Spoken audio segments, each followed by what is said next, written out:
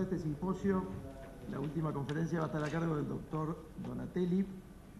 El doctor Donatelli es médico de staff del Hospital Universitario Austral y del Hospital Municipal Pirovano, y su conferencia va a tratar sobre el tratamiento de la litiasis coledociana en embarazadas. Después de esta última conferencia vamos a dar lugar a las preguntas y a alguna discusión si lo hubiera. Los objetivos de esta charla es informar sobre la elevada prevalencia de la patología biliar en el embarazo y su significación clínica, analizar las diferentes conductas terapéuticas, quirúrgicas y endoscópicas, y por último vamos a resumir las características de la colangia retrógrada en pacientes embarazadas y las nuevas herramientas destinadas a disminuir el riesgo materno-fetal. El primer objetivo: la población general tiene una incidencia de litiasis biliar de aproximadamente el 10%, quizás un poco menor. Las pacientes embarazadas, esa incidencia se ve incrementada. En un 12%, el barro biliar aumenta un 30% y la incidencia de coledocolitiasis se ve en 1 de cada 1.200 partos. Los factores que están involucrados en ese aumento de la incidencia es el aumento de peso y los cambios hormonales. Los estrógenos generando litogenicidad y la progesterona, al relajar el músculo liso, genera un aumento del éstasis de la bilis. La coledocolitiasis es una circunstancia clínica de fuerte severidad para cualquier persona que la experimenta. Se asocia a una importante morbilidad, tiene complicaciones como la pancreatitis, la colangitis, lo que incrementa muchísimo la mortalidad, y requiere una decisión muy inmediata del equipo tratante. El segundo objetivo era analizar las diferentes conductas terapéuticas que se utilizan para resolver este problema. ¿Qué conductas tomar en la coledocolitiasis de una paciente embarazada? Bueno, inicialmente el manejo era clínico y lo que se procuraba era tratar de llegar al fin del embarazo para hacer el tratamiento. Pero esto se vio que tenía una alta tasa de recurrencia de los síntomas, esto lo ven en los diferentes trimestres, y también aparecían complicaciones en 1 de cada 4 pacientes que comenzaban con síntomas. Entonces, no solo eso para la madre, sino que también incrementaba los riesgos, como vimos en los diferentes expositores, de abortos espontáneos y partos prematuros. Siendo un poco de historia, ¿sí? Empezó el manejo quirúrgico con colecistectomía abierta, temprana, pero también tenía un incremento de riesgo fetal y una elevada tasa de abortos. O sea, no mejoraba mucho la situación. La aparición de la colecistectomía laparoscópica hizo que el procedimiento quirúrgico fuera seguro, disminuyendo muchísimo esas tasas de complicaciones. Esto está de acuerdo a las guías de cirugía en Estados Unidos.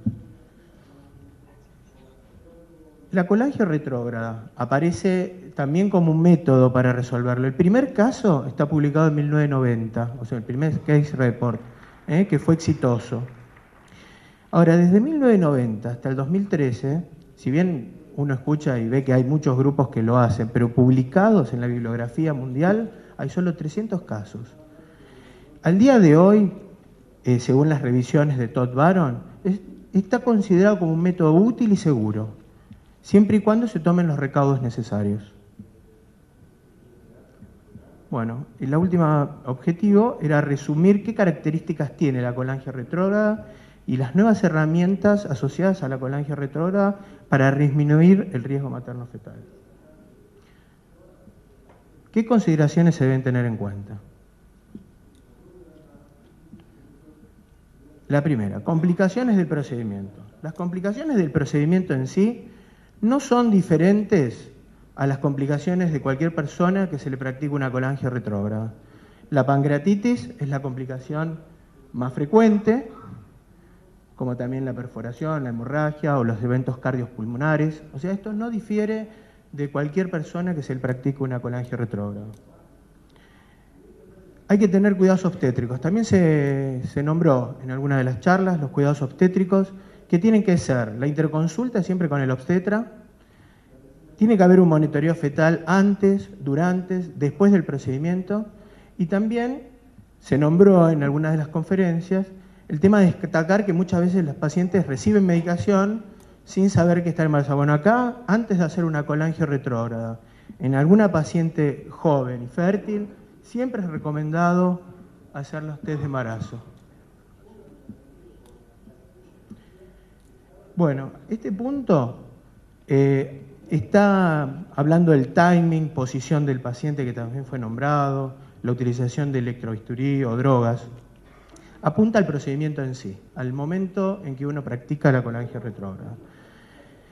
Lo ideal en cuanto al timing, según las guías, es el segundo trimestre. En el primer trimestre el riesgo mayor es de teratogénesis o de la pérdida del embarazo. Y en el tercer trimestre pasa más que nada por las dificultades técnicas del útero grávido, que lo dijo Rowling, con mayor riesgo de partos prematuros. En cuanto al primer trimestre, se puede utilizar la posición que uno desee. En general, como este es un procedimiento endoscópico más importante que una endoscopía diagnóstica, generalmente uno tiene que asegurar la vía aérea. Entonces las guías hablan de la posición supina estándar, porque como los pacientes están con la vía aérea asegurada, la posición en el primer trimestre no incomoda, pero tanto en el segundo como en el tercer trimestre la compresión del útero sobre la vena cava puede generar hipoflujo muy importante, un retorno venoso que puede generar hipoxias severas y graves. En cuanto a las guías de Estados Unidos, recomiendan la utilización del electro bipolar, estamos en la cirugía, pero nosotros en la colangio retrógrada utilizamos el monopolar. Como dato significativo es que debemos tratar de que la plancha del electrobisturí no esté con el útero interpuesto, o sea, tratar de ponerlo alejado porque el líquido amniótico es buen conductor de la electricidad. En cuanto al uso de drogas ya se habló bastante, pero lo que puedo destacar es que el propofol o la meperidina, que son drogas que se usan para hacer este procedimiento, son seguras. No así el diazepam y el midazolam, que ya se nombró. En cuanto a los antibióticos también, las cefalosporinas, las penicilinas que se usan habitualmente son seguras, en caso de alergia la clindamicina y la gentamicina también. Lo que sí no está recomendado, que también se dijo, son las quinolonas. Bueno, y esto sería quizás un punto que está relacionado sobre el feto, fundamentalmente. La exposición a la radiación y las técnicas adicionales de endoscopía que han aparecido que sirven para disminuir la radiación. Los riesgos para el feto, ya se enumeraron, se dijeron un montón de veces.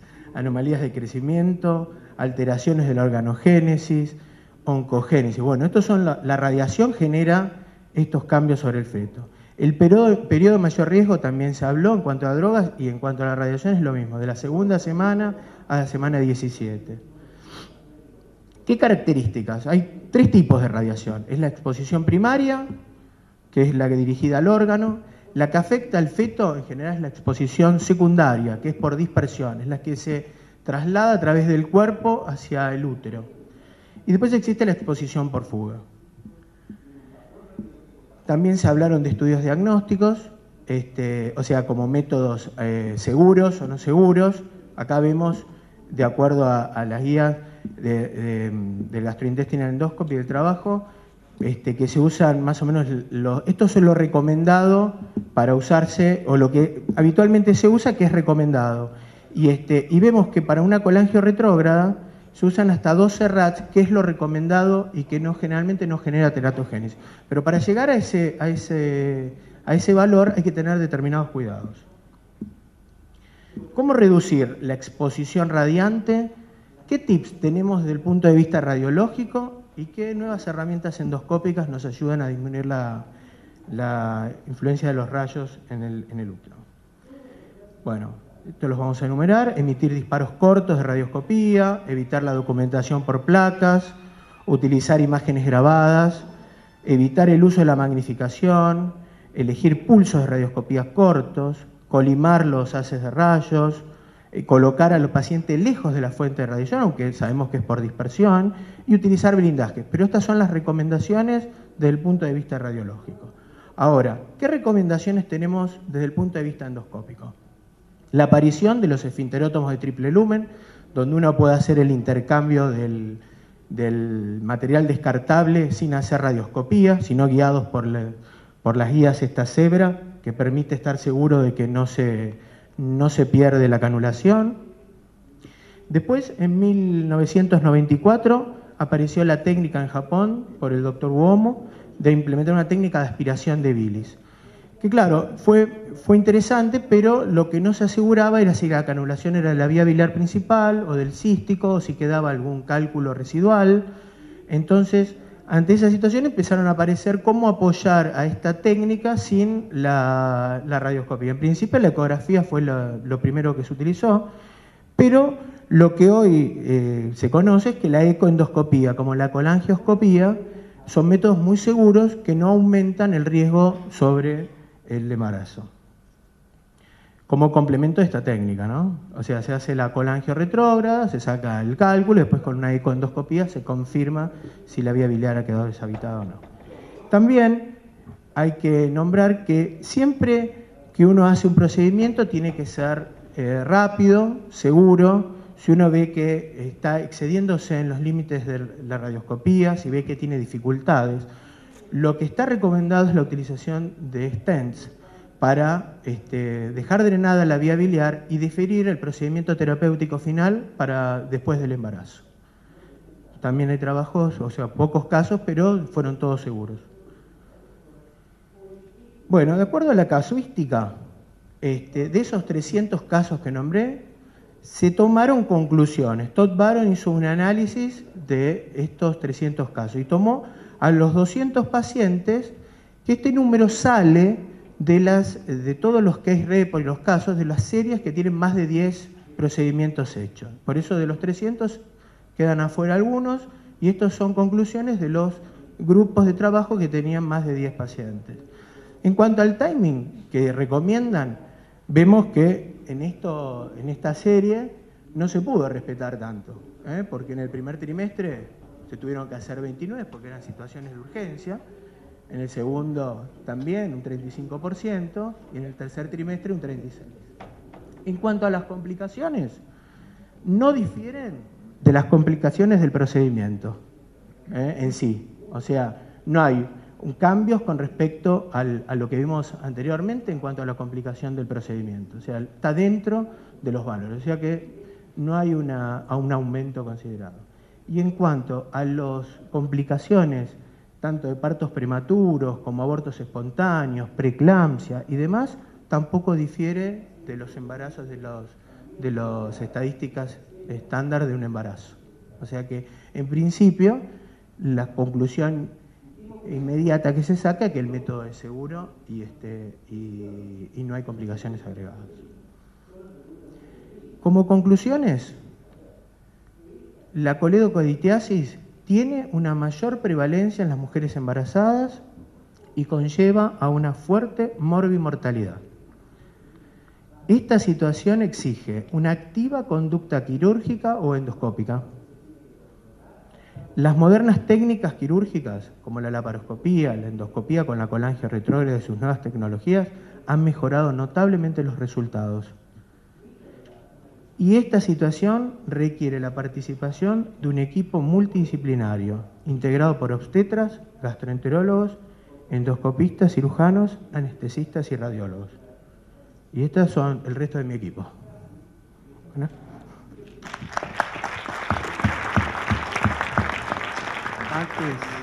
Antes de ir a unas breves preguntas, me informa el comité organizador que en el Salón Pajas Blancas, dentro de 5 minutos o 6 minutos, se va a realizar el cierre del Congreso, es decir, que los invitamos a estar en ese cierre como una manifestación de agradecimiento a quienes organizaron esto.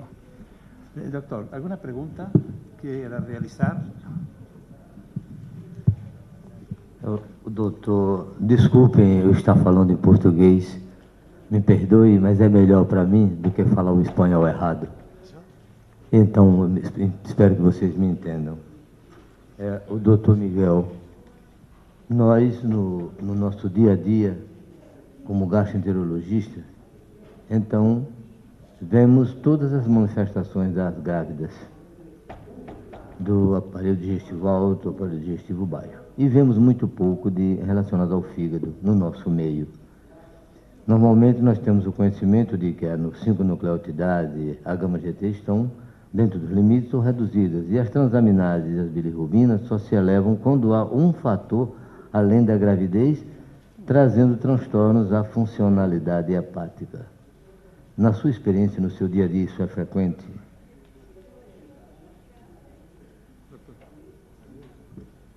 Doutor Miguel. Fala espanhol. O doutor Miguel falou sobre perêmese gravídica. De hígado para Bruguera. Fígado, sim. Fígado. Pro Bruguera. Sí, pero entiendo a usted, el procedente no.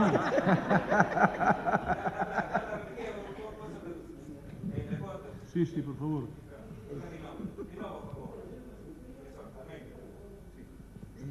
Mais uma vez, Almeida. Mais uma vez, Almeida. No nosso dia a dia, pode tirar isso aqui.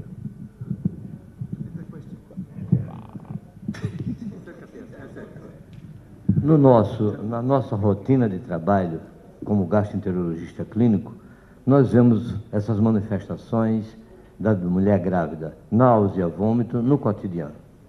E observei no seu trabalho muito bom que o senhor mostrou um caso com fígado. E nós, no nosso meio, não vemos isso constantemente. Isso é uma rotina do seu trabalho? Isso é uma rotina? Foi um caso isolado? Ou esta paciente tinha uma outra patologia que atacou o fígado, além da gravidez? Uma obstrução por um cálculo, uma hepatite, uma coisa... Porque as transaminases foram mexidas. Ele entendeu? Sí, sí, entendí. Aprendido. Sí, aprendí en este intervalo. No, la hiperemesis gravídica es una enfermedad infrecuente, que no es lo mismo que las náuseas y vómitos de las gestantes. Esto es muy corriente, pero en pocos casos los vómitos causan malnutrición y deshidratación. En estos casos de más severidad, algunos presentan evidencias de daño hepático, pero es la excepción, es la minoría. Yo he sido consultor de los obstetras de mi hospital cuando tienen un problema, diríamos, relacionado con el hígado, y he visto bastantes casos de esteatosis aguda gravídica, de síndrome de HELP, y he visto un caso de hiperemesis gravídica. Quizás es que ellos también no saben resolver y no necesitan mi ayuda, pero probablemente es que la incidencia de este fenómeno es bajita.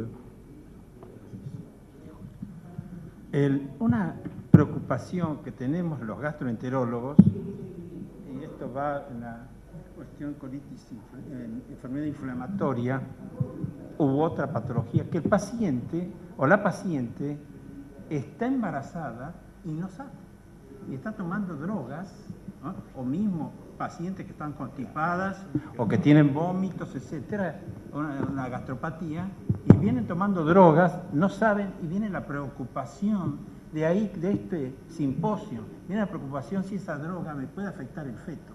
Y entonces el médico es el que tiene que responder con mucha seguridad, porque si no, y si nace con alguna anomalía, está en la mala praxis. Doctora.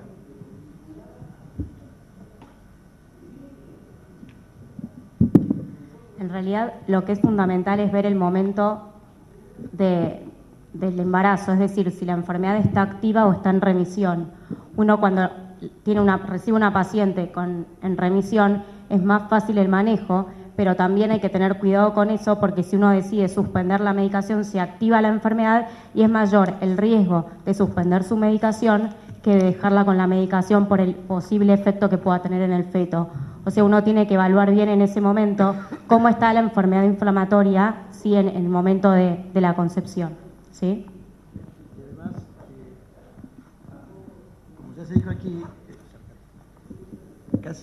se cree que casi el 50% de los embarazos en el mundo no son programados, o sea, con lo cual muchas de esas personas, quizás el 50% de esas personas, o sea, un 25% de los embarazos está tomando alguna medicación. y los índices de teratogenicidad son relativamente bajos, lo cual no quiere decir que uno debe despreciar esta situación, pero no es una situación que generalmente nos cause grandes problemas.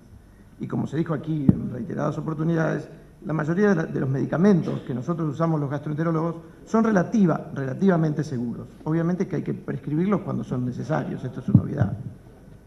¿Alguna pregunta del doctor público? Sí, para el doctor Donatelli. Él nos comentó que en una paciente embarazada con coledocolitiasis, la cirugía a cielo abierto no, pero sí la Colelap, así como la colangio-retrógrada son opciones. ¿Hay algún trabajo que compare ambas conductas? No, hasta el momento no hay trabajo que compare porque el número de casos no permite todavía hacer comparaciones. O sea, tanto la cirugía laparoscópica como la colangio-retrógrada son seguras, pero todavía la seguridad de la colangio-retrógrada no puede compararse con la cirugía laparoscópica hasta el momento. ¿Alguna pregunta más? Sigo, aprovecho, ya que tengo el micrófono. Nombraste el certolizumab para inflamatorias, doctora González. Realmente, ¿cómo ves al infliximab, al adalimumab y al certolizumab? ¿Es realmente el tema de la que no atraviesa la barrera placentaria? ¿Es una droga de primera elección? En verdad todavía...